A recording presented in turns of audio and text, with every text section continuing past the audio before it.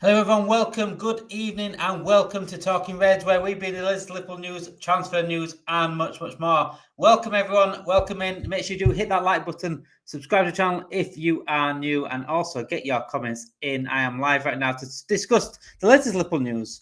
Alexander Isak, Marc Guehi and much more. So we signed Giovanni Leone as well at the end of last week before the game on Friday. And we're also going to be discussing a little bit of Friday's game. So I've been here for the weekend or the week before. We'll discuss a little bit of the game and a little bit more too on Konate, Chiesa's future as well. But mainly talking about the certain situation between Isak, between Newcastle, between Wissa and Newcastle, and Marc Guehi, and whether Liverpool can go in for those both this week. This could be a huge week in terms of those two transfers specifically. Good evening, Fiber. Nice to see you again.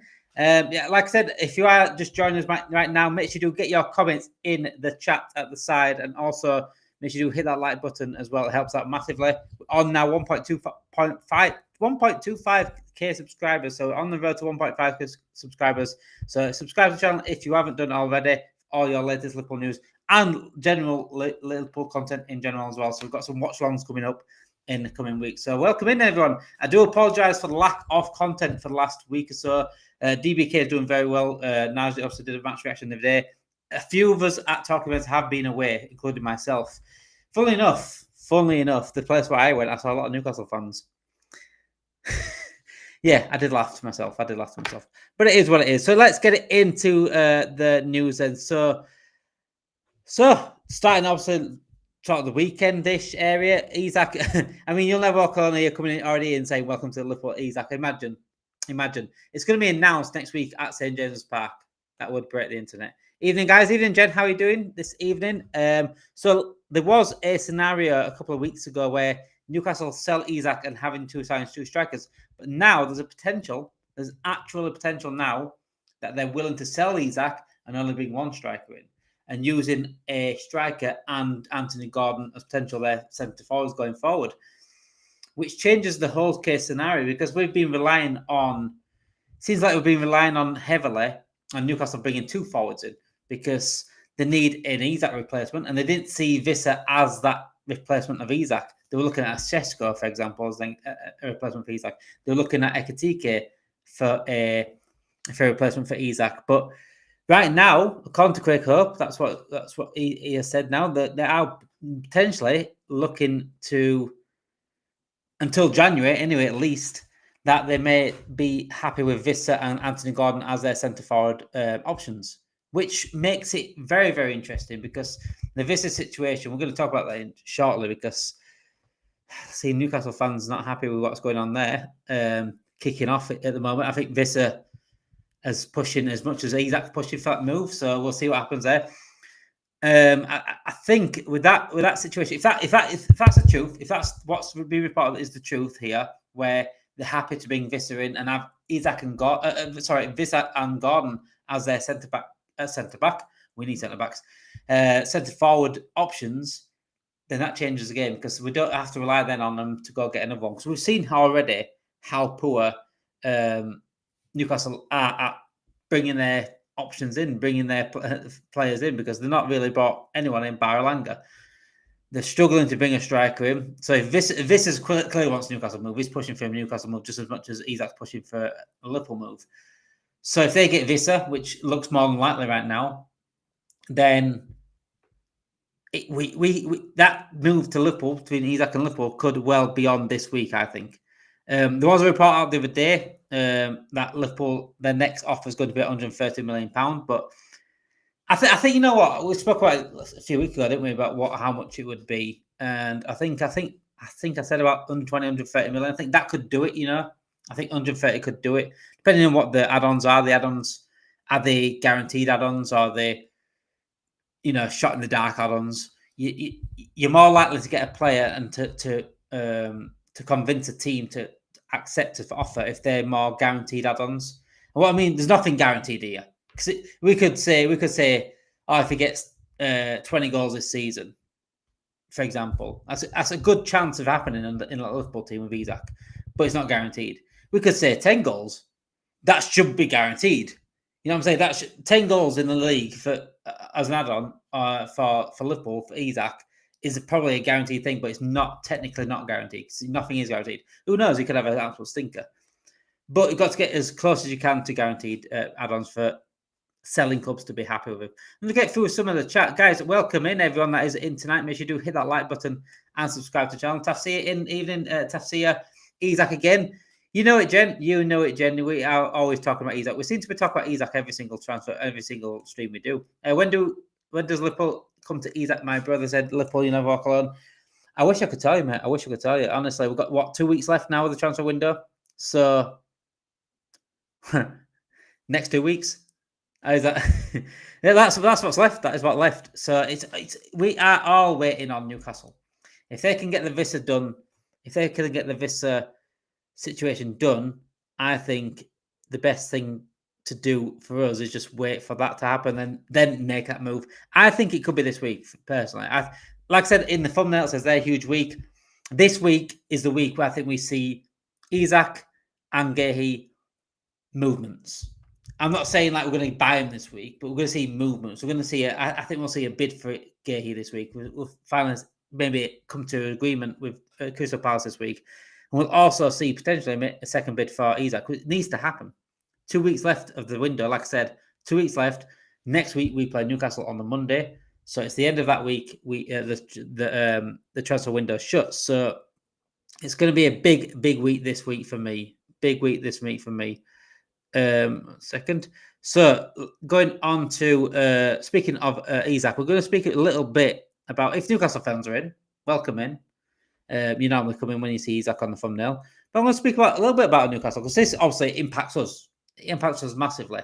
We need this Wissa deal to be done.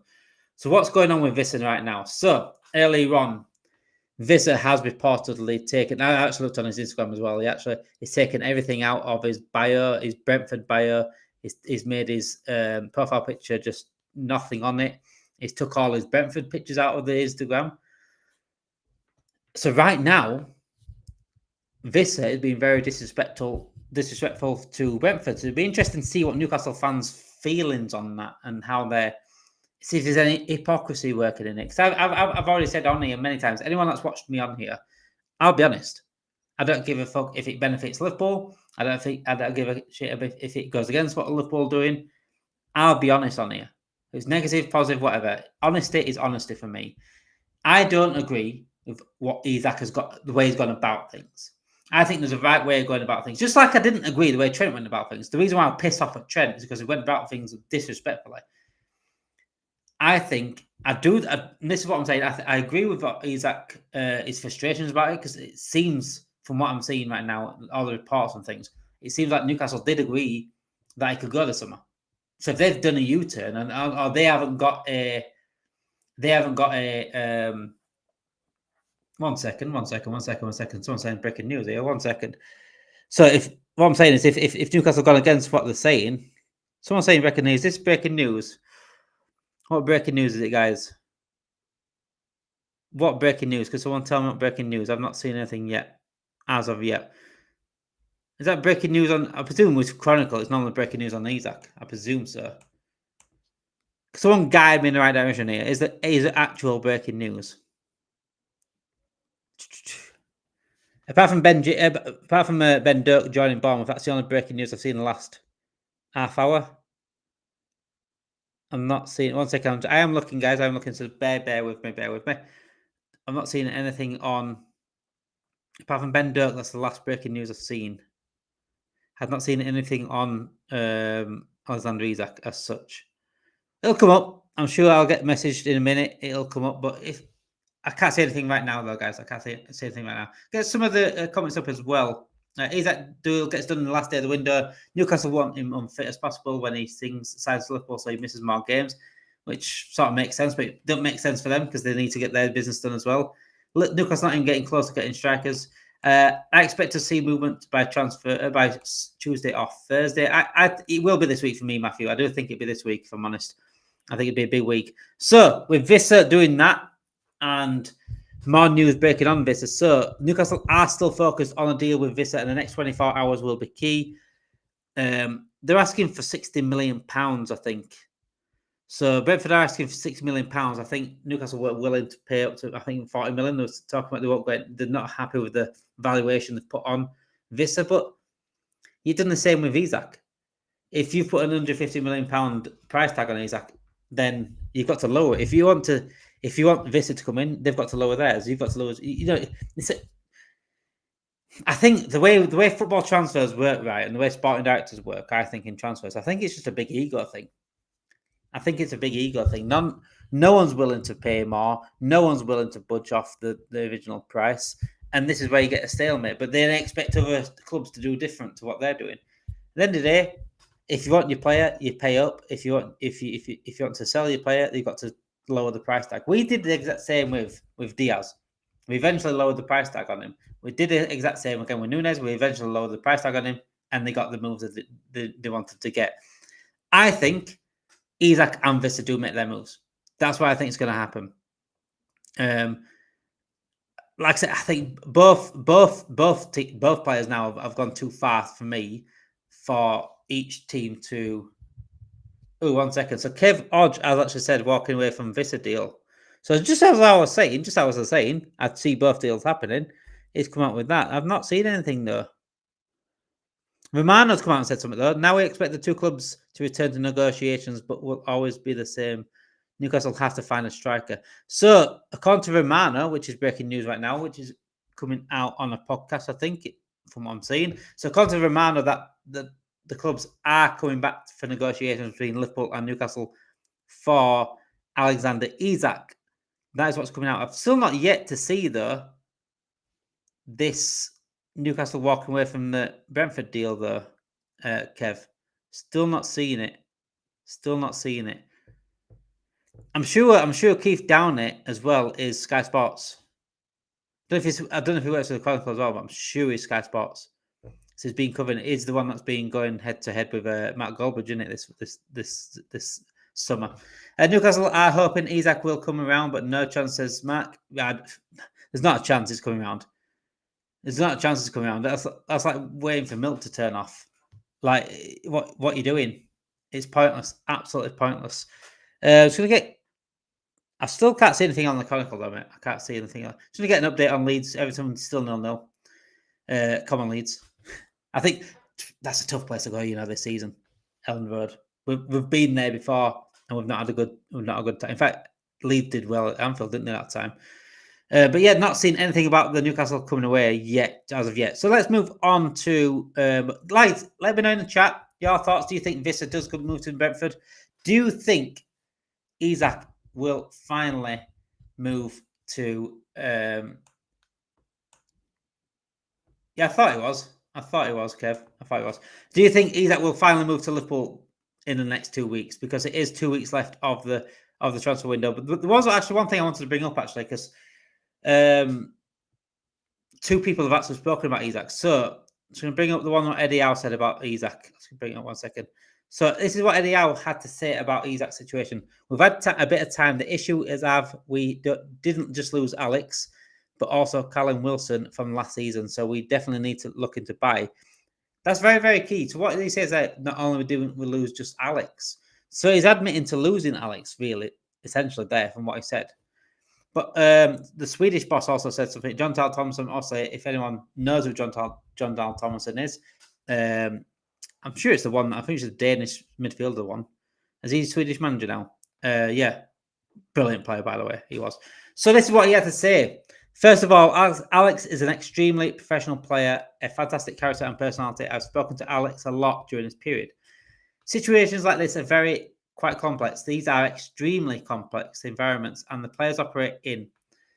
I don't think we know the whole story. I don't know the whole picture either. It's quite normal because there's a lot of politics in football clubs. But one thing for sure, Alex is a great guy and very professional. He should be very careful about drawing conclusions because we don't know the bigger picture. Of course, he hasn't trained and played any matches. Let's wait and see. We'll have a good chat, Alex and I, and hopefully he'll be back in team training soon.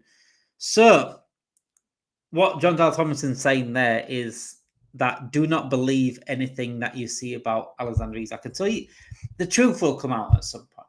The truth will come out. It always does. Isak right now will not say anything public. It'll just go against him massively. everything's been said through his agent, or everything's been said through reporters and journalists. He's got to be very careful what he does right now, Isak. If he goes out and says, and demands it publicly, then it just goes everything against him. I know Newcastle fans are against him now, and it seems like Newcastle just sort of a little bit wipe their hands with him a little bit. But at some point in the future, if he does get that move to Liverpool, or if, even in say next year, if he doesn't get the move from Liverpool this year, at some point in the future, he will speak to someone, and we will get the truth out of why he did what he did, and why he's doing what he's doing right now. And from what all the reports are leading towards, and the directions going towards it, is the fact that he has been promised a move, or he has been promised a certain contract or a move. And Newcastle have not only not brought a replacement in to do that, they've had months to do that. They've sort of gone against his word a little bit on not getting him that, saying, "Oh, you're not for sale." So I can understand the frustrations. Like I said, if you any job in the world, say you've got a boss and they promise you a pay rise, or they promise you a new position at that thing, and then they do a U-turn and they go back on themselves, that pisses you off.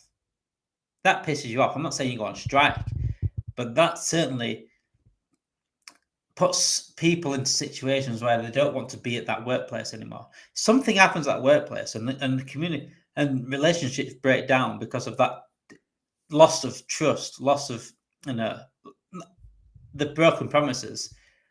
Then at what point does that worker, or whoever works for that boss, accept that?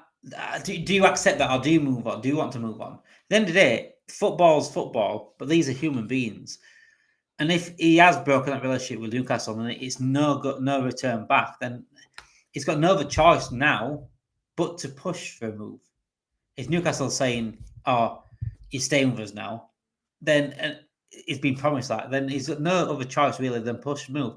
Like I said, I think he's done it the wrong way around. I think he shouldn't have gone on strike. I don't think he's got to on way well. He should have merely answered a transfer request in like you would normally do.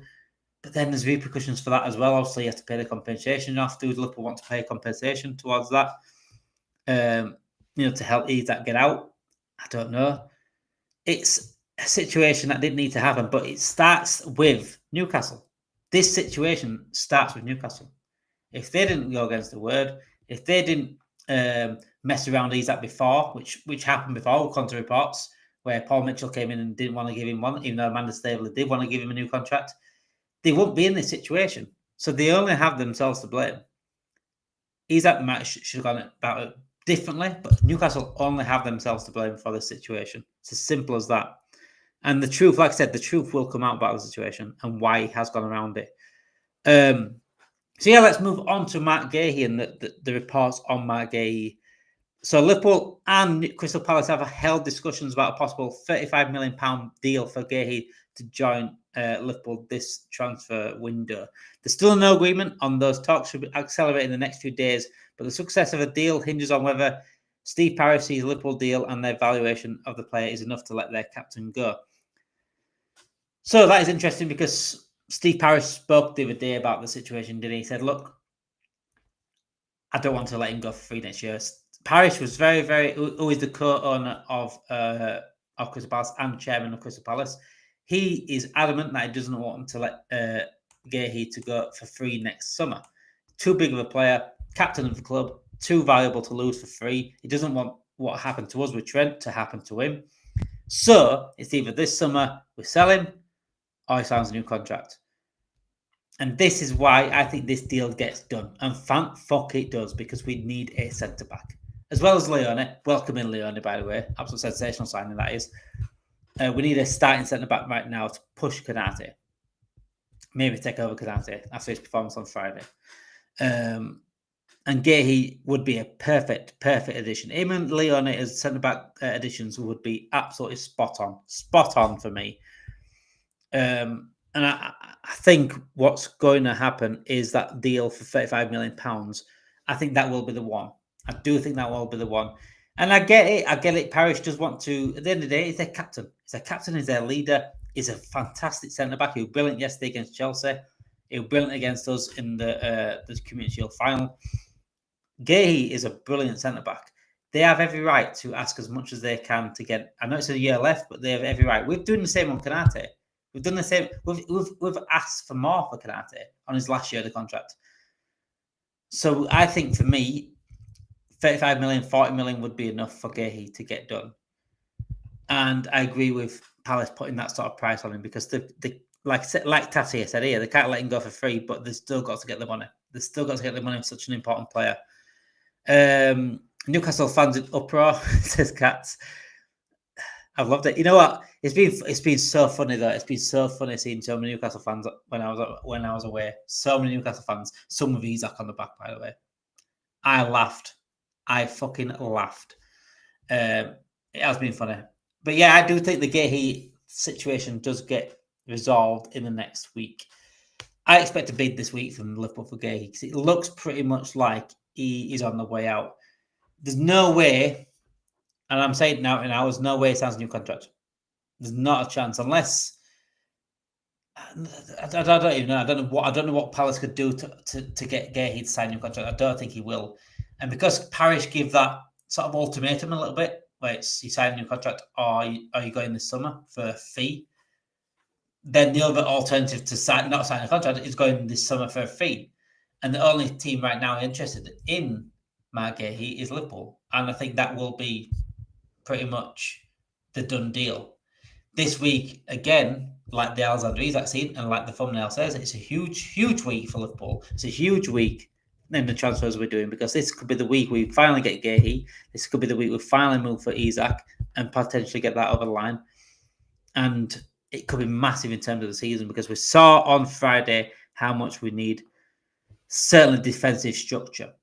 I'm going to be speaking about the game, by the way, because everything I've been saying about the counter-attacking, how vulnerable we are counter-attacking, how much we potentially need a proper DM.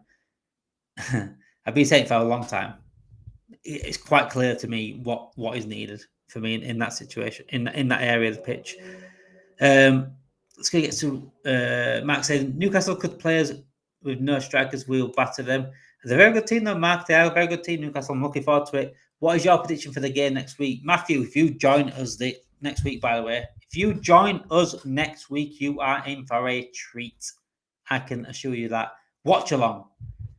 I'll be doing the first watch along next week, Newcastle, Liverpool at St. James's Park. That will be a game to watch, and this will be a watch along to watch. I can guarantee you it will be an absolute show. Absolute show. I cannot wait for that game, and I cannot wait for that watch along. There's still talks of us getting a left wing set to FC. That sort of died down, actually. You know, obviously we saw the Fofana links a couple of weeks ago. That has died down since, really. Not seen anything much. I think because we've been so focused on getting deals away. Obviously, Nunes went, Diaz went. Ben Doak's now officially signed for Bournemouth. Good move for him, by the way. Morton went.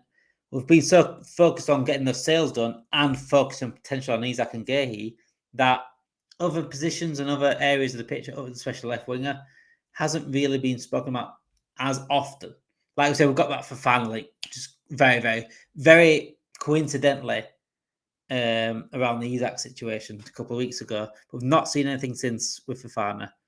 Not seen anything since. Rodrigo's died down now because of the wage packet that's going on. I think Rodrigo stays at Real Madrid now. Like I said, there's always option of him staying if Real Madrid looked like they wanted to keep him at any point. Because he was always going to. As soon as Real Madrid said, "Oh, we do want to play you this season," Rodrigo was staying. I don't think he was going to go at all, if I'm honest. But there could be now potential of Federico Chiesa staying, so that's very, very good news for us. Obviously, after Friday as well. How much, guys in the chat? How much have we been begging on this channel, and you guys in the chat as well? How much have we been begging for Chiesa to get more chances, a proper chance, more minutes? I think there's not many Liverpool fans last season at all that was not begging for that. That was not saying, "Slot, what the fuck are you doing with him? Why are you wasting him there? Why are you bringing Nunes on in front of Chiesa? What are you doing?" He brought Chiesa on at the weekend, and he got a winner. Yes, Salah scored after, but that was the winner. It was a fucking good goal and all. A difficult half a volley to take. Very difficult. He had to switch he had to turn his body in a different way to get that volley. And it was a very, very good volley. We have been saying for quite a while on this channel, and you guys in the chat have done the same thing. Why is Chiesa not getting played more? And we finally saw him get played. We finally saw him get played on Friday, and it paid dividends. Fantastic stuff from him. And fair play to him, because it's now turning around. It's turning around now. It looked pretty much like Chiesa was gone. He wanted to go back to Italy. It seemed like Slot didn't fancy him at all. In a space of a week, it's turned around. I'm so happy it has, because he deserves a proper chance at Liverpool. And right now, according to reports, Chiesa wants to stay at Liverpool. He wants to stay, and I hope he stays, because it's a brilliant option. He can play across the front three, and if he stays fit, he's a very, very good option to bring on the bench. I think people forget how good Chiesa actually was without his injuries. How good this guy is. I remember watching him for Italy in what the World Cup was. It was the Euros. Sensational, absolutely sensational. You know, on his day, could have been very, very, one of the best wingers in world football on his day. But injuries they do hurt careers like that. We've seen it many, many times with injuries, and talented players like a Sturridge, for example, or Michael Owen. Talented players get ruined by injuries. A Jack Wilshere could have been this level. Chiesa is a very good option, regardless of his availability. I don't think he's going to get many injuries, not playing as many minutes, but he's a very, very good option. Very good option if he is fit. Very good option for me. And I am hopeful, and I think it will happen now. I think he will stay. After Friday, he's got to stay. He's got to stay. He's got to stay. When he's coming clutch like that, he's got to stay. And the whole squad wants him to stay as well. If Chiesa wants to stay, I think he stays now, which is fantastic news. So let's move on quickly to Ibrahima Konate. Well, Ibrahima Konate. So he has a new contract offer on Stable Cop.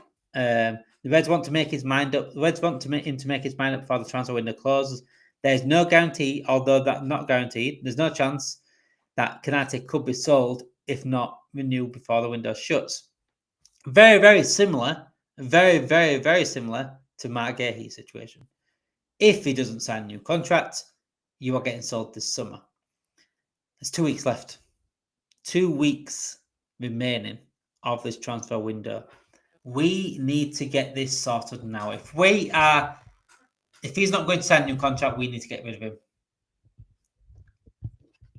If we want to get rid of him, we need to get rid of him quick, because we need to bring in a Guehi in LA. Guys, in the chat, would you be happy with Guehi and Leone coming in and Konate leaving? That's interesting. That's very interesting. Because I said it last week, I don't really count Gomez as an option. He's out that long. I can't count him as an option right now. So Gomez for me is like a bonus centre-back. So I'll have 4 centre-backs for me. I want 4 centre-backs and a bonus centre-back. So Gomez is that bonus centre-back, because we don't know if he's going to be fit anytime soon. We don't know what's going on. So the 4 centre-backs should be Konate, Guehi, Van Dijk, Leone. Perfect. And Gomez obviously Gomez can play across all 4 players as well at the back. So he's a bonus for everywhere. But I can't classify him as a full option. But the situation now is, if Konate does go, Matthew, I don't want to see Endo I do not want to see Endo in defence again, mate. I'm scarred. I cannot believe. We're going to get onto the game. Because I've got a lot of questions for Slot on that. I don't want to see Endo in. I don't want to see. I said it at the beginning of the season. I don't want to see Endo as a defensive option. Yes, it's the last resort. Gravenberch as well. Both of them, last resort. But there shouldn't be an option there if no one else is literally available. That's where Endo and Gravenberch come in for defence. I don't want to see him as an option. 100% Konate is unknown at the moment, said Fireburn. He absolutely is. And did he play poor on Friday because of his headspace? Is it a bit like Trent, where his head went and he's not thinking right? I don't know.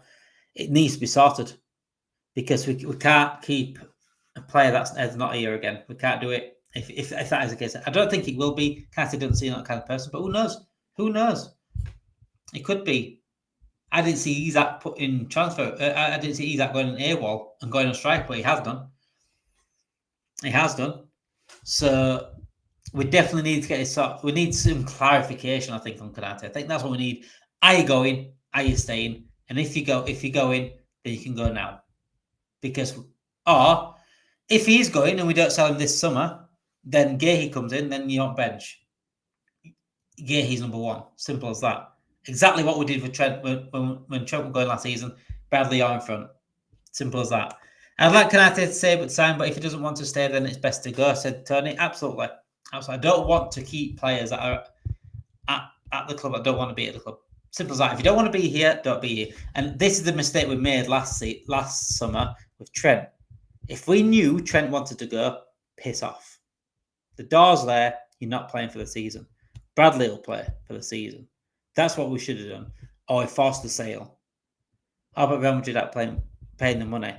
Well, Bradley's in front of you, so you can fight for your place. It's as simple as that. We need to start taking control of these situations as a football club. We've got to do it. And this is why I think Newcastle are doing what they're doing, because they've got to take some control. I don't like player power as such, but I think the difference between now Newcastle and Isak is that Newcastle actually promised him that move. So that is on them. But if Konate is pushing for a move and we've not promised him that move, or if there's not been anything in between that, then at the end of the day, we've got to look after ourselves. As simple as that. But it's a shame. It's a shame because I really like Konate. I really like Konate. I think he's a brilliant defender. He's not a ball playing defender. He's got a lot of mistakes in him, though. A lot of mistakes. We saw that again on Friday. A lot of mistakes and cost big goals. But I do like him. He's an absolute animal. He's a beast. He really is. He's such a good combat defender. He'll win duels. He's a proper old school defender. Yes, he's not good on the ball, but I love a defender that defends like just brutally, like get up for a duel, get up in the air, and then knock people over. That's what Konate does. And I think he's getting better on the ball. But like I said, I think Guehi suits slot more. I've said it before. Guehi suits slot more because he's better on the ball. And if we want to pass it out of the back, like we do, and we take big risks from the back, we try to break lines from the back, then Guehi would suit on the slot a little bit more. Let's go on to the game actually on Friday. I've got a lot to say. I've not seen you guys since, obviously, being away. So I'm back now. So I've got a lot to say about Friday's game. So I don't know if anyone follows our TikTok, because our TikTok is right at the bottom. If you look on the ticket at the bottom, our TikTok is Talking Reds LFC. So go join our TikTok. I did a prediction on the TikTok page. Obviously, I couldn't do it on here. I predicted 2-0. I thought it's not going to be an easy game, this. A lot of people are going 3-0, 4-0. I said, no, it's going to be 2-0. It's not going to be an easy game. I said, Bournemouth going to have chances. We're going to thank Alisson Becker a lot for the game. And 1 second. Kev, you keep coming up with Keith Downey stuff, right? You keep coming up with Keith Downey stuff. I've not seen anything Keith Downey. There's something on Miguel Delaney saying about Marc Guehi. There still remains a £10 million difference between Liverpool and Palace on Guehi. So Liverpool are not wanting to budge on 35 million, whilst Palace are still wanting 45 million. That's what I'm saying. We need to get that sorted ASAP. Tottenham have made Marc Guehi a very good offer, but his approach is Liverpool or bust, so he just wants Liverpool at the moment, according to that report. Still not seeing anything. Kev, are you winding me up tonight? Because I've not seen anything of Keith Downey on Wissa. I've not seen anything on Keith Downey on Isak staying. Are you on the wind-up? It's not. I've not seen anything. Says what he hopes for Isak. Unless it is like some sort of opinion thing. But I've not seen anything reported as of yet. But yeah, my thoughts on Friday's game. Everything I have been saying throughout pre-season, everything I said I had worries about this season, going into this season. Anyone that's been watching this will know how honest I will be with certain things. I won't hide from the negatives. I won't hide from the things that need calling out. Defensively, right now, it was a shambles on Friday. And I've seen over the last, and so I don't like dishonesty. I don't like bias. I'm a big hater of bias and people changing narratives for different teams. When I saw the Man City game on Saturday, people were saying, "Oh, Wolves were crap." So they had chances. So Man City were lucky. When I saw Arsenal beat Manchester United yesterday, I saw Liverpool fans saying, "Oh, they're lucky. Arsenal getting away with it again." But in real on Friday, we got away with it as well. We seem to forget. We create different narratives because it's not our team. I don't like that. I'll be honest. All the time. I'll be straight up with you guys all the time. All the time. Liverpool were lucky on Friday. Whether Arsenal were lucky, not yesterday, they probably were. Man United played better, but Arsenal were very resolute, by the way. Brilliant keeper in net. We were lucky on Friday. We got an 87th minute winner. 88th minute, sorry, it's 87, someone won it. It's an 88th minute winner, thanks to Chiesa. Bournemouth could have gone 3-2 up before that. We got away with it. So as much as Arsenal got away with it, or City got away with it, City won 4-0, by the way, then we've got to be honest about our own team at the same time. Oh, I'm not worried about Arsenal because Man United battered them. Well, Bournemouth battered us second half. If you're not worried about Arsenal, shouldn't you be worried about us as well? So it's like, we've got to be honest about ourselves. It's the first game of the season, guys. First game of the season. You can't say you're not worried about Arsenal. You're lying at your backside if you say you're not worried about Arsenal. They've got a very, very sound defence. They're fucking hard to beat. And now they've got a striker. Yes, he had a poor game yesterday, but Wirtz had a poor game Friday. Kirkes had a poor game Friday. But you won't hear that from certain Liverpool fans. They like to pick out other players having bad games, but they don't look at their own having bad games and be honest about it. I'll be disappointed with Wirtz on Friday. Wirtz on Friday, off the ball, wow. The way he picks pockets up is sensational. He finds space he finds space constantly. He finds space in a cupboard. This guy is so good at breaking away. And I said this how it's going to be a problem for the midfielders on Friday. I said it in the preview, the little preview I did. It's such a problem. He can't be picked. He can't be marked. He needs to be man marked, really. But if you're man marking a player like that, then you're leaving a player out of the game. You need a proper work rate player to man mark first. Off the ball, it was sensational. His movement was fantastic. On the ball, it was shit. It was shit. But there's a lot of Liverpool fans out there that won't say that. They'll say Gyökeres was shit yesterday, and they'll put stats out there. Oh, he didn't do this, didn't do that. Oh, what did he do? What did he do? But then they won't have the same honest conversation about their own players. I'm not saying Wirtz will be shit. Wirtz is going to be sensational this season. He's too good not to be. He's brilliant. He's a brilliant player. And he's in my dream team. So that's how much I rate him. If you put me in your dream team, I rate you. He's a fantastic player. But when he's played poor, I'll tell you he's played poor. Same with Kirkes. Kirkes was shit. Kirkes were poor against Palace. Kirkes were poor against Bournemouth. And I didn't think he would be poor. But he was. We've got to be honest about this situation. So when you see some fans out there laughing at Arsenal because they were poor against Man United, or laughing at City because they were poor against Wolves, laughing at this, laughing at that, ask them what they thought about us against Bournemouth. First half were brilliant. Second half, very bad. I won't say brilliant first half. I thought very, very good. We controlled the game. Ekitike, sensational. Man of the match, clear for me. Clear man of the match. He was fantastic. And people say, no, but do they really need that? Do they need another striker like Ekitike? Yeah, we've only bought one forward. That's it. Still need another striker. We've got one striker. You need two, really. You need two players that can play up there. So, yeah, we're doing a striker. And the best striker out there right now is Isak. So, we're going to go try and get him. Because that's what a team like Liverpool should be doing. We should go for. Let's go on to that. There, Mark says we should go for Semenyo. Is strong, fast score. Semenyo, by the way, Semenyo. Shout out to Semenyo. Absolutely fantastic, Semenyo. By the way, to deal what he had to deal with on Friday, which is fucking disgusting and should never ever happen in society. Never mind on the football pitch. Never happen in society. How fucking disgusting that. Get people like that out of our club. Get them out of punishment in society in general. I can't stand racism. Can't stand it. Zero need for it at all.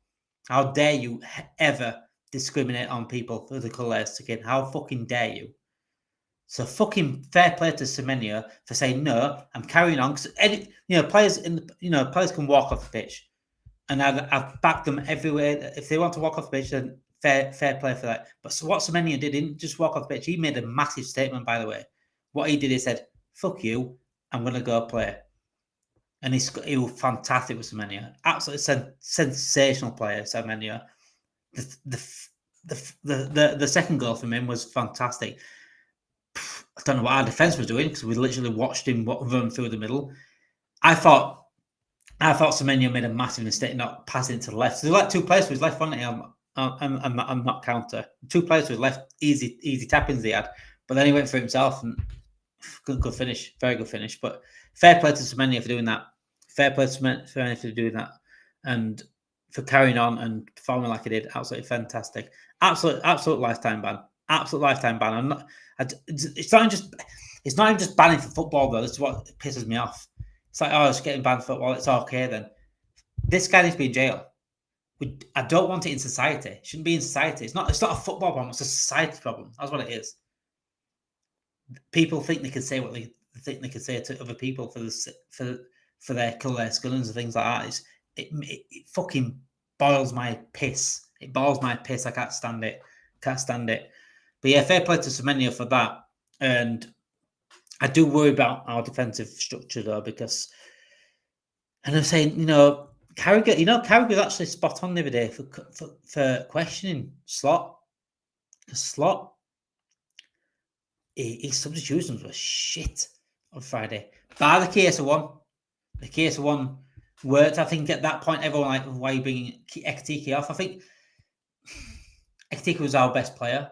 So I didn't get why he brought him off, but I get why he brought Chiesa on, if that makes sense. But he should have brought Chiesa on maybe someone else. I don't know, because it's Ekitike's debut, so it's like Ekitike did actually admit that he got a cramp after 6 minutes, so it could be that as well. So, but yeah, Chiesa one worked, but all the other substitutions made zero sense. Endo at right back, I don't want to say that in my life again. That get it out. And this is what I've been saying. Why? Because players have certain attributes. People think they can play certain positions. Oh, because they've got an attribute. Oh, you can play right back. You can tackle. Oh, you can play right back. It's different. It's the exact same as like the way the structure now we're doing now with where we attack, we're bringing the left back into like a first centre back. It doesn't work for me. A left back and a centre back is completely two different positions. And I'm talking about centrally and wide. In that area of the pitch, we need a defensive midfielder that can come back as a centre back. A Gravenberch can work in certain games. We've seen last season how brilliant he was in certain games in that position. But he's not a ball-winning centre back. He's not a defensive-minded centre midfielder. Defensive midfielder. That's the issue. And we're going to find big problems this season in that area of the pitch, because we're not going to buy a DM, and we're not going to push Gravenberch. Gravenberch needs competition in that area, because if Gravenberch isn't there, we saw how open we are. And I didn't think with that closed off with Gravenberch there, because he's not a defensive-minded midfielder. He wants to go forward, but he just is much better than no one there. Much better than no one there. So is McAllister. But McAllister didn't play well on Friday either. But yeah, the lack of a DM shows massively when you don't have one. You saw how City dropped off last season. That's how important a DM is. DM, I've said it many times on here. I've played DM I've played DM for a while. I play Cam now, but a DM is one of the most underrated positions in football. They're so important. City drop off last season should speak volumes of how important a good DM is. Palace want 45, Liverpool want to go pay 35, should go 40 deal done. You'd think so, Mark. You'd think it'd be that simple, wouldn't you? You'd think it'd be that simple, but they're not. It doesn't seem like Liverpool wanting to go further on, but Liverpool, you can't just piss it. If you want your player, go pay for it. Simple as that. Especially, I don't think 40 million is that bad, to be honest. I know he's got a year left in his contract, but I don't think it's that bad. I really don't.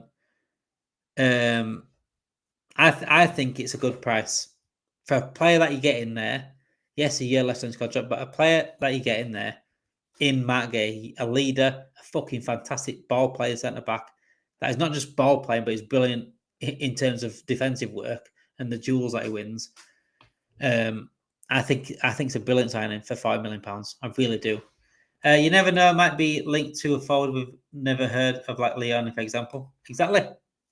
But then I've heard of Leon before that, but I don't watch him enough to have a full opinion. I've seen bits of him. I saw him. I've seen probably highlights. Like months ago, I saw a couple of highlights on him because I remember someone on TikTok talking about him. I thought, I'll check this guy out. But other than that, I can't really have a full opinion on Leon. But yeah, he's supposed to be a beast of a centre back, so I can't wait to see him play. And he's absolutely massive as well.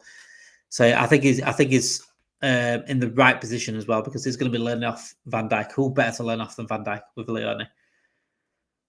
But yeah, we definitely need, for me, Guehi done, Isak done, hopefully in the next couple of weeks, and we move. But yeah, guys, thank you everyone for watching tonight. Make sure you do hit that like button, subscribe to the channel if you are new. And by the way, Fantasy League there, I've not started particularly well in the Fantasy League. In fact, I did all right. It's just I didn't captain the right player. I've got Chris Wood on my team. I had Cole Palmer team. I didn't know which one to captain. I captained Cole Palmer. Yeah, Chris Wood's got 2 goals in it. But I always got Chris Wood on my team, so he did well for me last season. But yeah, we're going to be doing a stream on FPL this week. Me and Naz are going to be doing a stream on FPL, so make sure you tune into that. If you are in the FPL league, we will be shouting you out, whoever's top and whoever's doing well. We've got, I think, 25 people in that league, actually, from TikTok as well. So thank you everyone that has joined. If you haven't joined, get joining now. It's just at the bottom, just going down there right now. NKRUSU for the code for Fantasy Premier League. Thank you everyone for watching tonight. Make sure you do hit that like button, subscribe to the channel if you are new. We're back tomorrow for Morning Reds and the evening show as well at a normal time of 7 o'clock. Like I said, I've been away, so couldn't get in time for the 7 o'clock today. But I am back now. I am back, and this Talking Reds is going to continue all week. And I'll make sure that the daily content out every single day. Preview next week as well on Sunday. And don't forget, guys, get it in your diaries. In fact, I'll give you time. 1 second. Get your phones out. Get your phones out right now. Go onto calendar. Or just write it down. Write it down. Monday, the 25th of August. One week away from now, Liverpool play Newcastle at St. James's Park in an absolute astonishing game. The Alexander Isak derby, as you can call it. Unbelievable game. But what's even better, this channel's doing a watch along for it. So get it in your diary. Talking Reds watch along next Monday, 25th of August, 10 to 8, quarter to 8. We're going to be starting. So 8 o'clock kickoff. So we will be starting that about quarter to 8 for the watch along. So make sure you watch us on Monday and get involved in the chat as well. So thank you.